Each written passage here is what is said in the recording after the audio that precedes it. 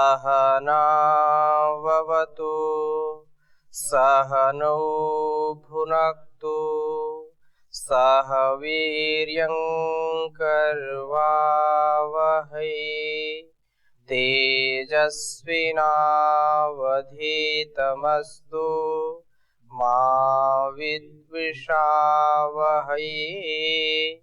ओम शांति शांति शांति।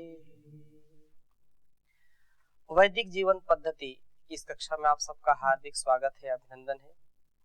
हम चर्चा कर रहे हैं ब्रह्मचर्य की। अष्टांग योग में ब्रह्मचर्य का बड़ा महत्वपूर्ण स्थान है और जीवन में इसका बहुत ही महत्व है। बिना ब्रह्मचर्य के हमारा अस्तित्व आनंदित नहीं रह सकता। हम न स्वयं आनंदित रह सकते हैं और न दूसरों को आनंदित कर सकते हैं। जीवन में जिसके ब्रह्मचर्य है वह सब कुछ प्राप्त कर सकता है। जैसे लोग कहते हैं कि आकाश के तारे तोड़ के ला सकता है, तो ब्रह्मचर्य में वो शक्ति है कि इस अतिशयोक्ति को वह सार्थक कर सकता है। कहने का आशय ये है कि जो ब्रह्मचर्य का पालन करता है, चाहे युवक हो चाहे युवती हो, चाहे स्त्री हो चाहे पुरुष हो, जिसके जीवन में ब्रह्मचर्य है, जिसके जीवन में संयम है, वह व्यक्ति उत्कर्ष की परम सीमा को भी पा सकता है।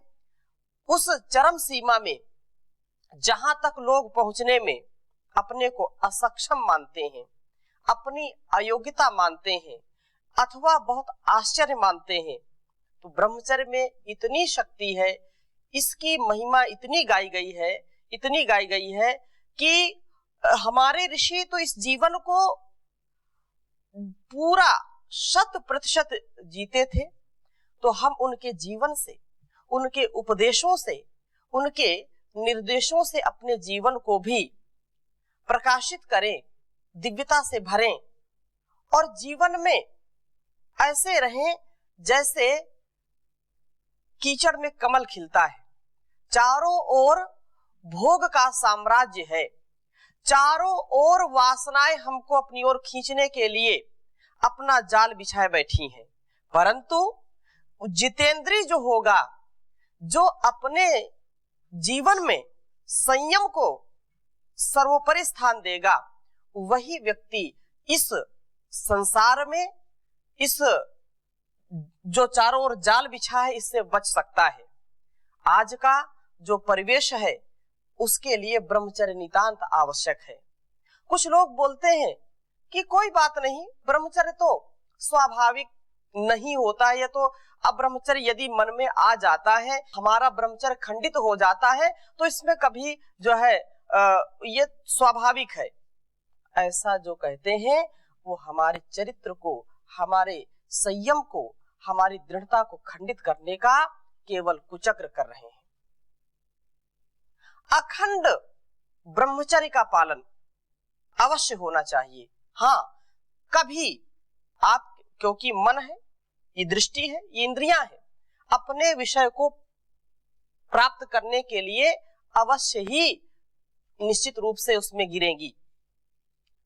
केनोपनिषद का यह जो कथन है, केनेशितम पतति प्रेषितम मनः, केन प्राणः प्रथमा प्रयतयुक्तः, केनेशितां वाचम इमाम वदन्ति चक्षु श्रोत्रम काउ।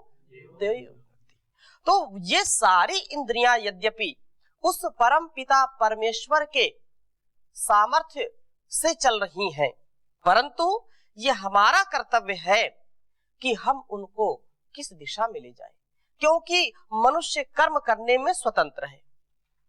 कर्म कैसा करना है ये हमारी स्वतंत्रता के ऊपर निर्भर करता है।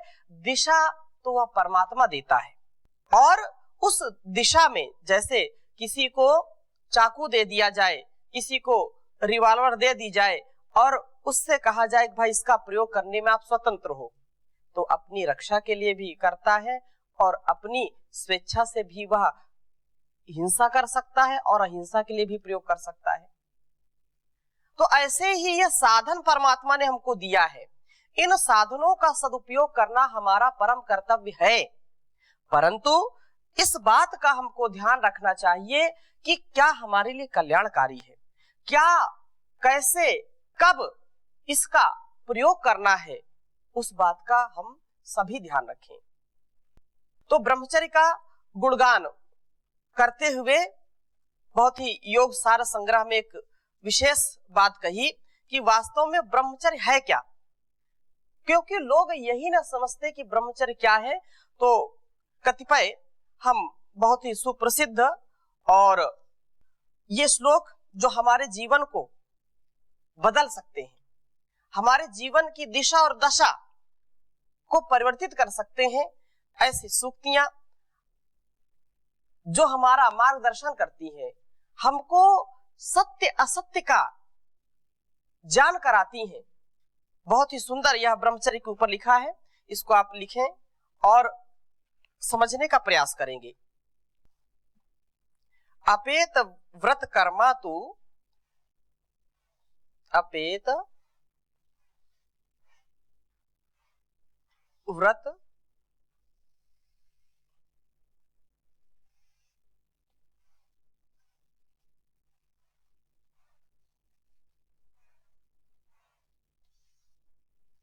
अपेत व्रत कर्मा तु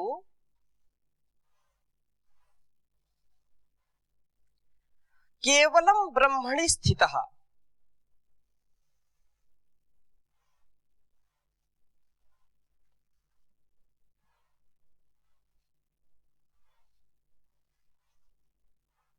केवलम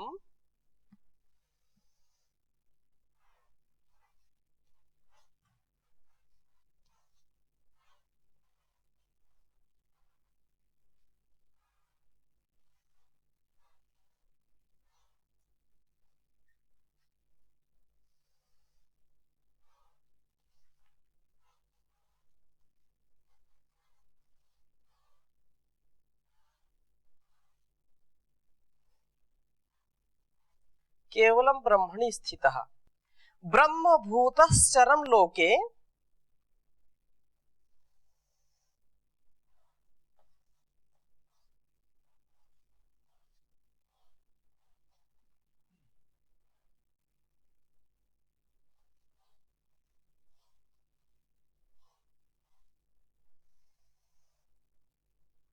ब्रह्मभूतश्चरम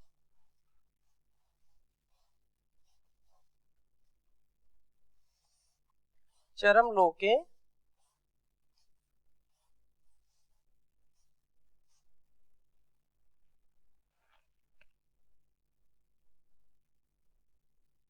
ब्रह्मचारी इति कथ्यते। बहुत सुंदर बात कही। ब्रह्मचारी किसे कहते हैं, तो यह श्लोक हमको बतला रहा है कि ब्रह्मचारी क्या है। ब्रह्मचारी इति कथ्यते।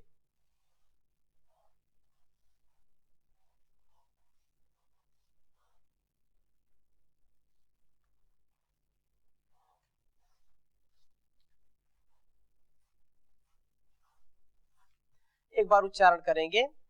अपेत व्रत कर्मा तु केवलम ब्रह्मणि स्थितः ब्रह्मभूतश्चरन् लोके। ब्रह्मभूत इसमें जो है एक ब्रह्मभूत चरण लोके, इसमें दो लकार कर लीजिए। ये ब्रह्मभूतश्चरन् लोके ब्रह्मचारीति कथ्यते।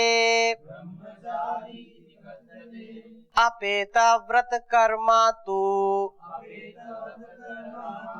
केवलम ब्रह्मणि स्थितः ब्रह्मभूतश्चरन् लोके ब्रह्मचारीति कथ्यते।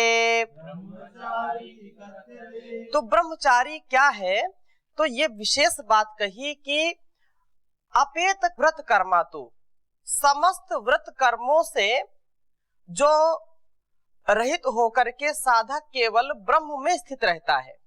केवलम ब्रह्मणि स्थितः, केवल ब्रह्म में स्थित रहता है।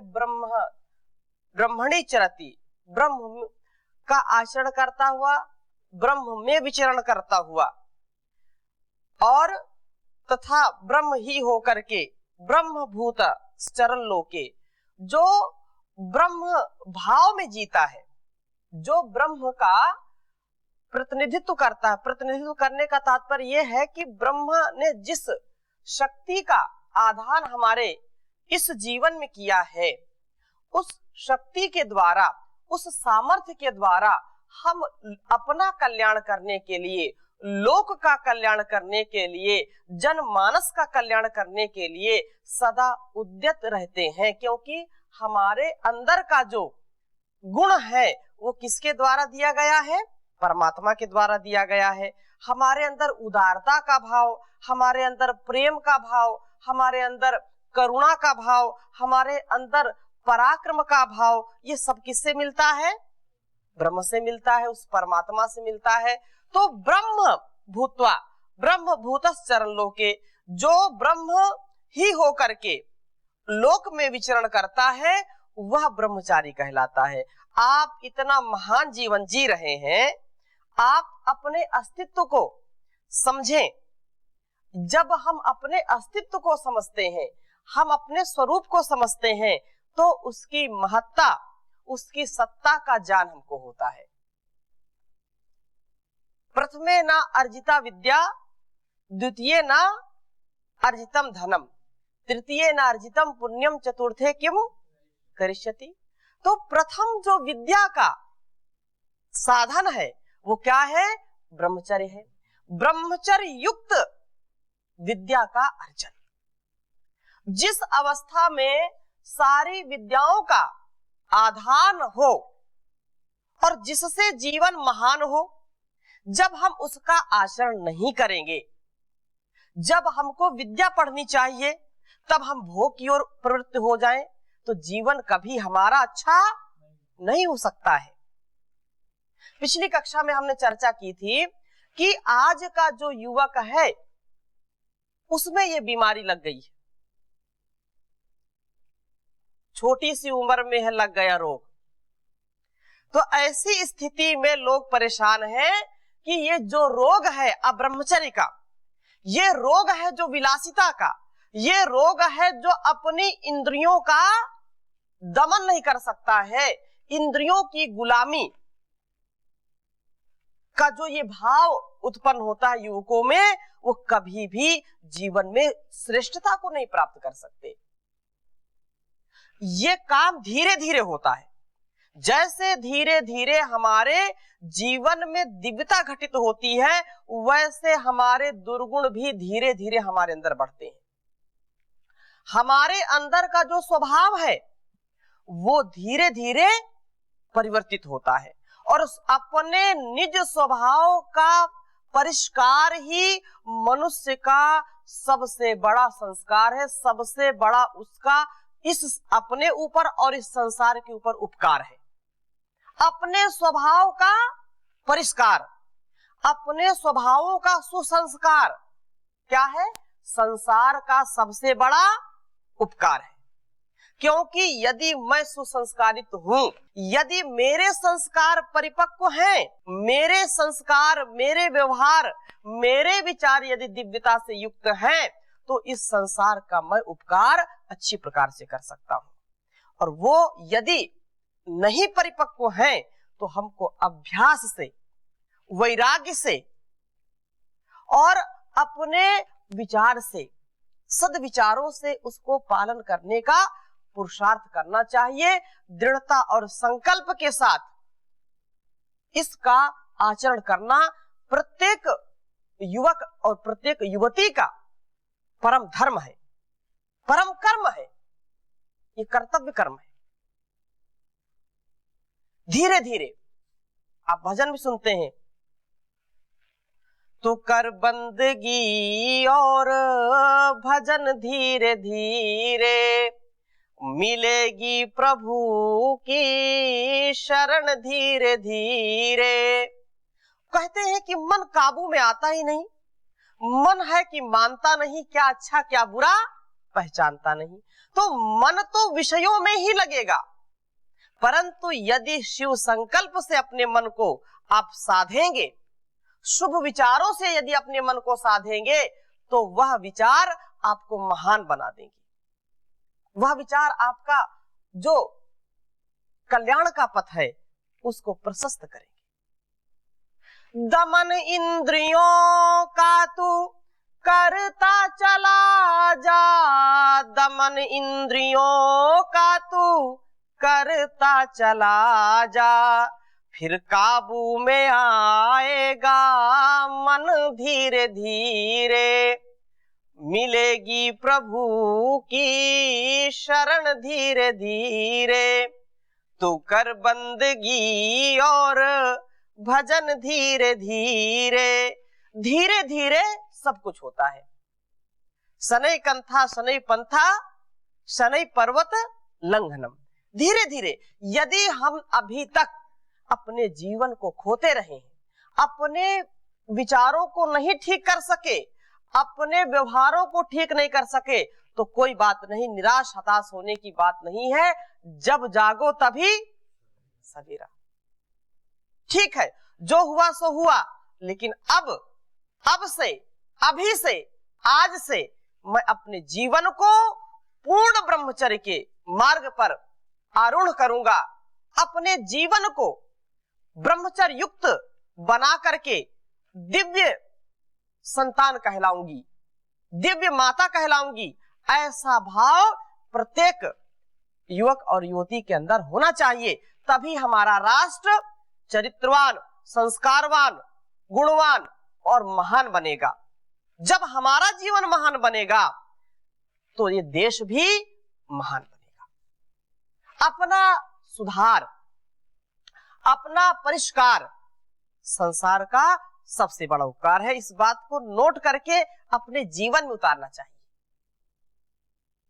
जब हमारा सारा अस्तित्व दिव्यता से युक्त होगा, ब्रह्मचर्य से युक्त होगा, ब्रह्मभूतस् चरण लोके, हमारे अंदर ब्रह्म भाव हो, हम ब्रह्म भाव में जी करके परोपकार में और परमार्थ में अपने जीवन को लगा करके जिएंगे, तो निसंदेह हमारा ऐसा जीवन जीने का यह विशेष महत्व योग सार संग्रह का यह श्लोक है। और एक श्लोक और इसी का मैं आपके बीच रखना चाहता हूं। ब्रह्मचर्य है क्या, एक विशेष श्लोक है। कुछ लोग, जैसे मैंने कहा, कुछ लोग शरीर को तो थामते हैं, वीर्य की रक्षा करते हैं, लेकिन अपने वाणी व्यवहार की रक्षा नहीं कर पाते, उसका सदुपयोग नहीं कर पाते। तो विशेष बात यहां पर है, इसकी चर्चा मैं करूंगा। इसको पहले आप लिख लीजिए। कर्मणा मनसा वाचा,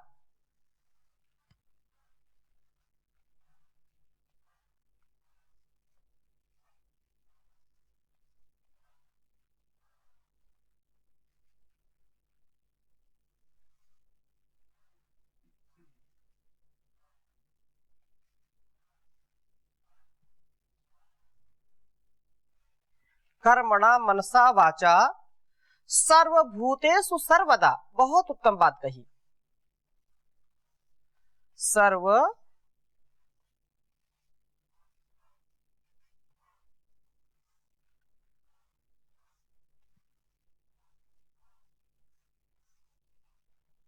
सर्वभूतेषु सर्वदा।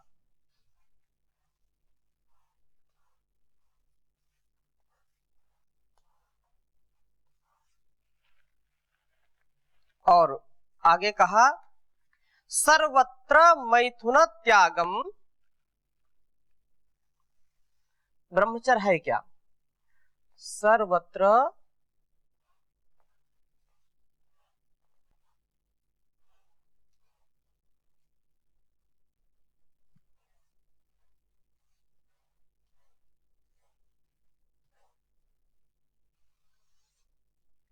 सर्वथा मैथुन त्यागम ब्रह्मचर्यम प्रचक्षते।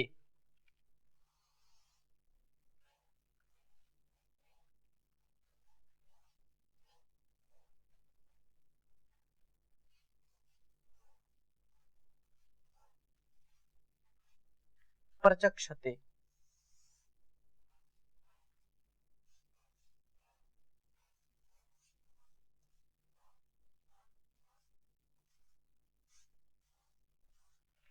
बहुत उत्तम श्लोक है, इसको सबको याद होना चाहिए। कर्मणा मनसा वाचा सर्वभूतेषु सर्वदा सर्वत्र मैथुन त्यागम् ब्रह्मचर्यं प्रचक्षते। कर्मणा मनसा वाचा सर्वभूतेषु सर्वदा सर्वत्र मैथुनं त्यागम् ब्रह्मचर्यं प्रचक्षते। कर्मणा मनसा वाचा सर्वभूतेषु सर्वदा सर्वत्र मैथुनं त्यागम् ब्रह्मचर्यं प्रचक्षते। सरल श्लोक है, आपको याद हो गया होगा। तो कर्मणा मनसा वाचा, हमारे स्वभाव में, यह भी योग सार संग्रह का श्लोक है। कह रहे हैं कि समस्त प्राणियों में सर्वभूतेषु कर्मणा मनसा वाचा, सभी प्राणियों में और सर्वत्र सर्वदा सब कालों में और सब स्थानों में कर्म से, मन से तथा वाणी से मैथुन का त्याग कर देना ब्रह्मचर्य कहलाता है। फिर से स्पष्टता से समझिए, कर्म से, मन से, वाणी से, सर्वभूतेषु सभी लोगों में और सर्वदा हमेशा, सर्वकाल, सर्वत्र सभी स्थानों में मैथुन त्याग ब्रह्मचर्य कहलाता है। अब इसकी चर्चा हमने पिछले कक्षाओं में की थी कि 8 प्रकार से हम जो है अपने ब्रह्मचर्य को खंडित करते हैं। 8 प्रकार के मैथुनों की चर्चा पीछे हुई थी। तो मन में, वाणी में या व्यवहार में यदि अब ब्रह्मचर्य का जो है भाव आता है तो उससे ब्रह्मचर्य हमारा खंडित होता है। हम ब्रह्मचर्य युक्त जीवन नहीं जी पाते हैं।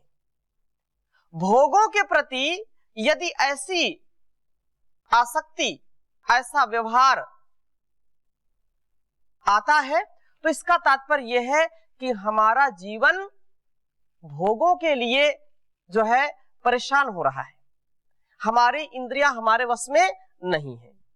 क्योंकि एक श्लोक आपने पहले भी पढ़ा होगा, ये संसार के जो भोग हैं, जो वासनाएं हैं, ये हमको खंडित करती हैं। और 5 जो है, जो 5 इंद्रियां हैं, तो हमारा यह जो जीवन है वो वाणी में, व्यवहार में, मनसा वाचा कर्मणा अपने को ब्रह्मचर्य युक्त आचरण करना। कभी भी, कहीं भी एकांत हो, चाहे अकेले में हो, चाहे मेले में हो, अपने जीवन को हम मनसा वाचा कर्मणा पवित्रता से, शुचिता से जिए। यह भाव ब्रह्मचर्य कहलाता है। संयमित जीवन, मन पर पूरा नियंत्रण, इंद्रियों पर पूरा नियंत्रण, व्यवहार पर पूरा नियंत्रण। तो कुछ आपके सामने मैं इसको रख रहा हूं। 8 प्रकार से हम अब ब्रह्मचर्य में प्रवेश कर जाते हैं और हमको पता भी नहीं चलता। ये जो बुराई होती है यह अच्छाई के रास्ते से आती है। हमारा भाव बहुत अपवित्र होता है।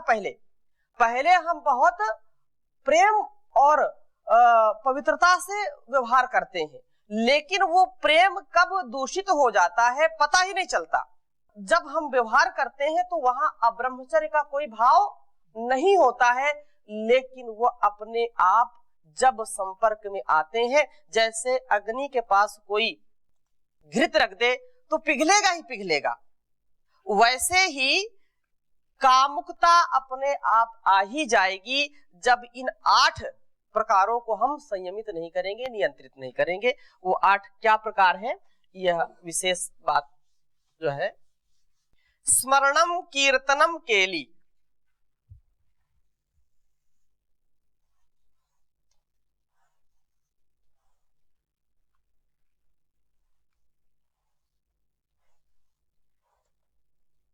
स्मरणम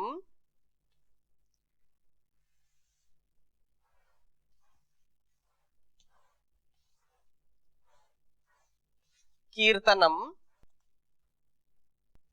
केली,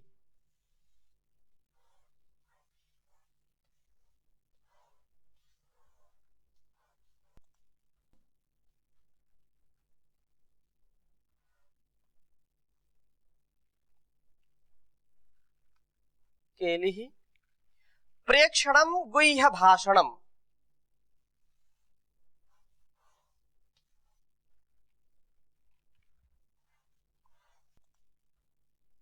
प्रेक्षणम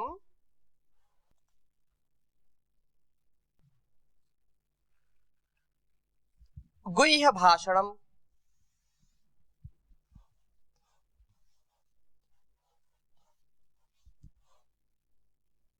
आधा यकार है, ये पूरा यकार आधा है। गुह्य भाषण,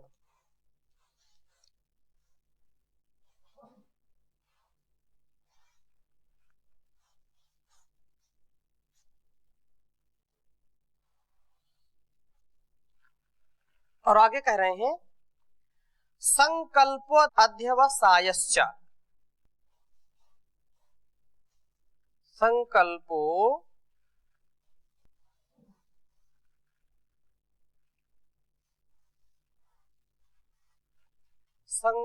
अध्यवसायश्च क्रिया निवृत्तिरेव च एतन्मैथुनमष्टांगम प्रवदन्ति मनीषिणः। एक बार उच्चारण करेंगे। स्मरणम कीर्तनम केली, प्रेक्षणम गुह्य भाषणम, संकल्पोऽध्यवसायश्च क्रिया निवृत्तिरेव च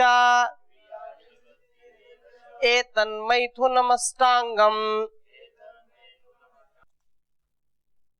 मैथुनम अष्टांगम प्रवदन्ति मनीषिणः। तो ये 8 प्रकार के मैथुन की जो है यह श्लोक व्याख्या कर रहा है। अभी यहीं पर विराम करते हैं, शेष चर्चा हम अगली कक्षा में करेंगे। ओम शांति शांति शांति।